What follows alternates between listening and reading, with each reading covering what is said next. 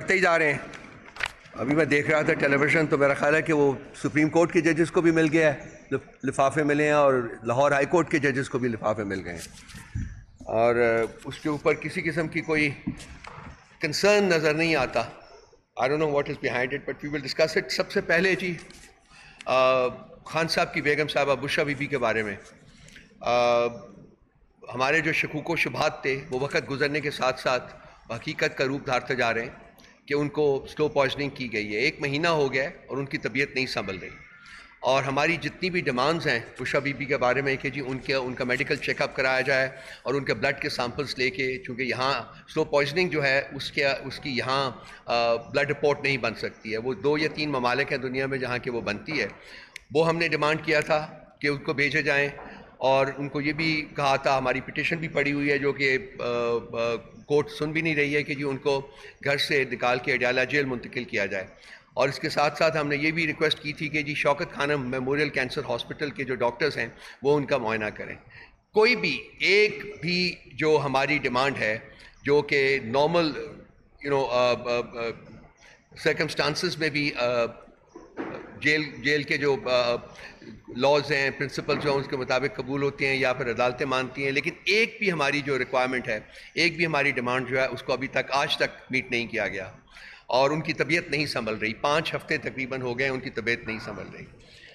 تو یہ ایک جو پروجیکٹ ہے، پروجیکٹ ایلیمنیٹ عمران خان کا جو ہے، یہ میرا خیال اسی کی ایک کڑی ہے جو کہ اب انریول ہو رہی ہے، ہمارے سامنے آ رہی ہے۔ اور اس میں خان صاحب کو بھی آپ کو یاد ہوگا کہ پہلے انہیں پولیٹیکلی نیوٹرلائز کرنے کی کوشش کی گئی تھی، منہ کی کھائی تھی انہوں نے، اس کے بعد ان کو فزیکلی ایلیمنیٹ کرنے کی کوشش کی گئی تھی۔ اس میں خدا کے اللہ میاں کے کرم سے وہ بچت ہو گئی، اور اس کے بعد جو 3rd فیز انہوں نے لانچ کیا تھا وہ تھا کہ امپلیکیٹ کیا جائے ٹیررزم کے کیسز میں، اور 9 مئی جو تھا وہ اسی سلسلے کی ایک کڑی تھی۔ اور ہماری بسا اوقات ہم ہر دن یہ ڈیمانڈ اپنی جو رینیو کرتے ہیں کہ جی اس کی کمپریہنسو جوڈیشل انکوائری ہونی چاہیے، لیکن جوڈیشل انکوائری کرنے کے بغیر، اس کے مضمرات جاننے کے بغیر، ان کی وجوہات جاننے کی بغیر جو ہے وہ سزائیں جو ہیں وہ دی جا رہی ہیں، اور ہمارے آج بھی ہزارہا لوگ ہمارے جو ہیں وہ جیلوں میں پڑے ہوئے ہیں، اور ان کی کورٹس میں بہت سے لوگوں کو ان میں سے بیلز دیں، لیکن وہ بیلز جو ہیں ایک میں اگر ان کو چھوٹ ہوتی ہے تو اسی وقت ان کو عدالت کے احاطے سے ہی گرفتار کر لیا جاتا ہے کسی اور کیس میں۔ تو یہ جوڈیشل ریکوائرمنٹ نہیں ہے، یہ ایک ایگزیکٹو ریکوائرمنٹ ہے، جو کہ وہ ایک پروجیکٹ جو تھا لنڈن پلان جس کو ہم کہتے ہیں، اس کی امپلیمنٹیشن جو ہے وہ ہو رہی ہے۔ تو ہم آپ چاہتا ہوں کہ میں اپنی پھر وہ ڈیمانڈز جو ہیں جتنی میں نے کہی ہیں ان کو ہم ری ایٹریٹ کرنا چاہتے ہیں کہ بشرا بی بی کی جان کو خطرہ ہے، سیریس کنسرنز ہیں، خان صاحب کو بھی سیریس کنسرنز ہیں، ہمیں سب کو، پارٹی کو سیریس کنسرنز ہیں، اور ہم ری ایٹریٹ کرتے ہیں کہ ان کے بلڈ سیمپلز لے کے سلو پوائزننگ کی جو بلڈ سیمپلز جہاں بھی ٹریٹ ہوتے ہیں وہ کروائے جائیں۔ شوکت خانم کے ڈاکٹرز جو ہیں ان کو اجازت دی جائے کہ وہ ان کا معائنہ کر سکیں، ان کو بنی گلہ سے منتقل کیا جائے اڈیالہ جیل میں، ان کی پٹیشن لگائی جائے، سنی جائے، اور اس کے اوپر فیصلہ صادر کیا جائے، اور ان کو باقی تمام وہ سہولیات جو ہیں وہ فراہم کی جائیں جو کہ ان کا بحیثیت ایک citizen of the country in کا رائٹ ہے۔ اس کے بعد اگر نہیں ہوتا تو پھر ہم اگلے اقدامات کے اوپر سوچیں گے۔ اسی کے کانٹیکسٹ میں جو عالیہ حمزہ اور صنم جاوید صاحبہ کو انہیں بیلز ہوئی ان کی، اور ان کو انہوں نے میاں والی جیل میں منتقل کر دیا، ان کو ری اریسٹ کر کے میاں والی جیل میں منتقل کر دیا ہے۔ پاکستان کی تاریخ میں خواتین کے ساتھ اس قسم کا بہیمانہ سلوک آج تک کبھی نہیں ہوا۔ یہ جو لوگ اس وقت حکومت کر رہے ہیں ان کو شرم آنی چاہیے کہ یہ اپنے آپ کو ایک جمہوری حکومت کہتے ہیں۔ They are worse than the worst autocracy۔ ان میں انسانیت نام کی کوئی چیز موجود ہی نہیں ہے، ان کو شرم نہیں آتی مگر کہ یہ عورتوں کے ساتھ کیا سلوک انہوں نے روا رکھا ہوا ہے۔ آپ لوگوں کے سامنے بھی ہے، میں نہیں دیکھتا کہ میڈیا کے اوپر اس قسم کی پروجیکشنز ہو رہی ہیں، اس قسم کے کیسز کے بارے میں لکھا جا رہا ہے۔ شام کو میں بھی ٹی وی کے اوپر بیٹھتا ہوں تو وہی جو گھسے پٹے سبجیکٹس ہیں وہی لے کے بیٹھ جاتے ہیں، کوئی یہ نہیں سوچ رہا کہ ہو کیا رہا ہے اس ملک میں، کیا کیا جا رہا ہے ملک کے عوام کے ساتھ۔ بشرا بی بی کے بارے میں ونس اگین میں سب اپنی ڈیمانڈز کو ری ایٹریٹ کرتا ہوں، اور ہم میرا خیال ہے کہ ایک پٹیشن اور لے کے عنقریب ہم کورٹ میں جائیں گے جو کہ ہماری جو ڈیمانڈز ہیں ان کو فیسیلیٹیٹ کرنے کی طرف ایک اور قدم ہوگا۔ اس کے علاوہ جو ججز کا جو اسلام آباد ہائی کورٹ کے 6 جج صاحبان نے جو لیٹر لکھا ہے وہ آج اس کے اوپر پہلی ہیئرنگ ہوئی ہے، اور میں نے کچھ وقت میرے پاس تھا، میں نے بیٹھ کے دیکھا ہے، تو وہ اس تمام میں تقریباً کوئی 1.25 گھنٹہ میں نے دیکھا ہے۔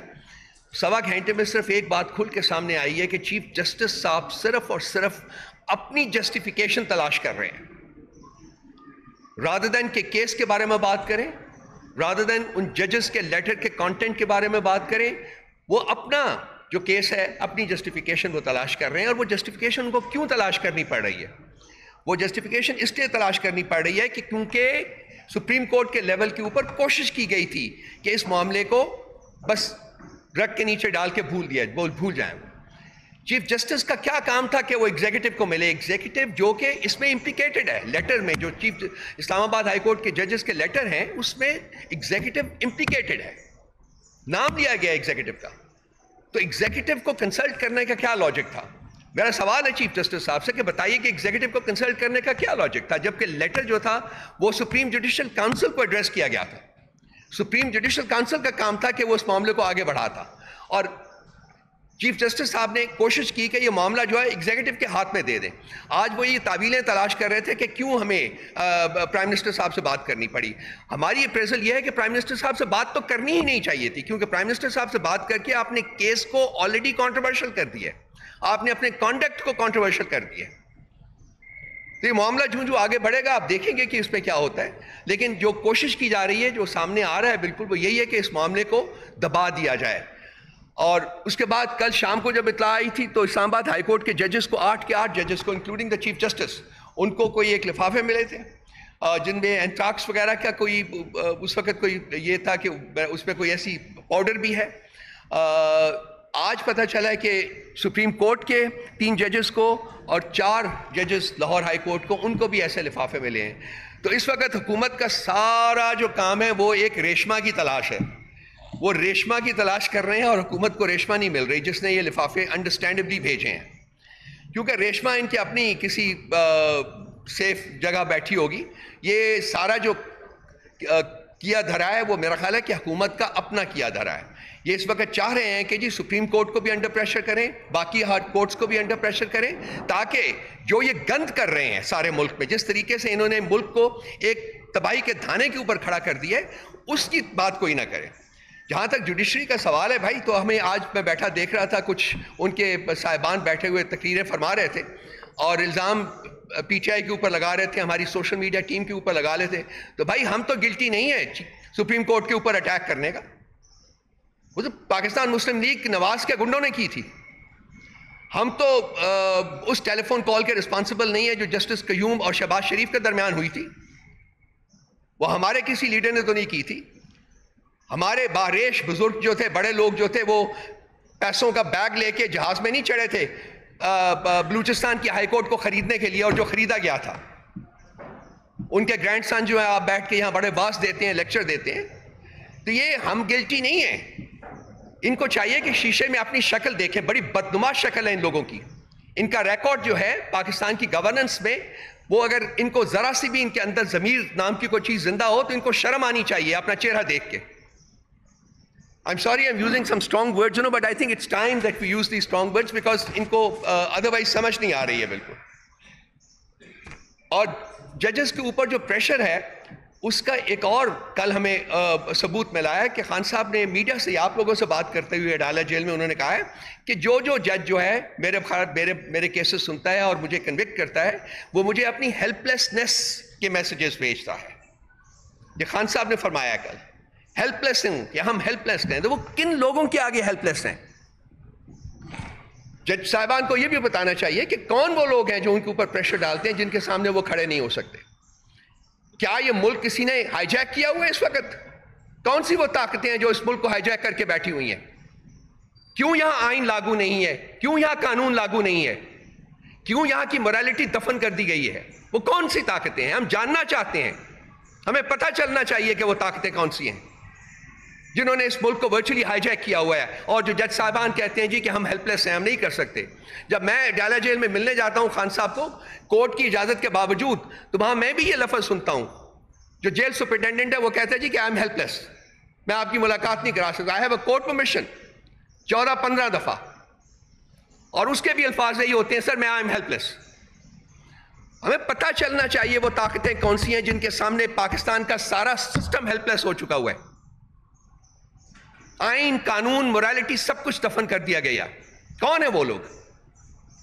اگر انہوں نے کھیل کھیلنے تو کھل کے سامنے آ کے کھیل کھیلیں، پتہ چلے ہمیں بھی.